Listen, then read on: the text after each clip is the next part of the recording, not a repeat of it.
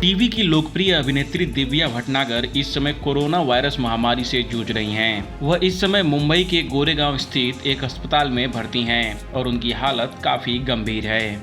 दिल्ली से दिव्या की मां उनकी देखभाल के लिए आई हैं और दिव्या के पति गगन का कुछ अता पता ही नहीं है। दिव्या की मां ने जानकारी दी है कि दिव्या इस समय अस्पताल में वेंटिलेटर पर हैं और उनके शरीर में ऑक्सीजन का स्तर बहुत कम हो गया है। पिछले 6-7 दिन से दिव्या के शरीर का तापमान बढ़ा हुआ था और वह अच्छा महसूस नहीं कर रही थी। उन्होंने दिल्ली से आकर दिव्या की देखभाल करने का फैसला लिया। जब वह मुंबई अपनी बेटी के पास पहुंची तो उन्होंने सबसे पहले दिव्या का ऑक्सीजन स्तर देखा।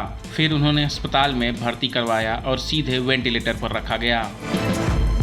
दिव्या की मां के अनुसार दिव्या की तबीयत अब भी गंभीर है और उनके कोरोना वायरस का परीक्षण पॉजिटिव आया है। दिव्या ने पिछले साल दिसंबर में ही शादी की थी, लेकिन इस समय उनके पति गगन का कुछ अता पता नहीं है। दिव्या की मां ने कहा है कि दिव्या का पति फ्रॉड निकला, वह उसे छोड़कर चला गया। दिव्या ने अपने घर वालों की मर्जी के खिलाफ जाकर शादी की थी।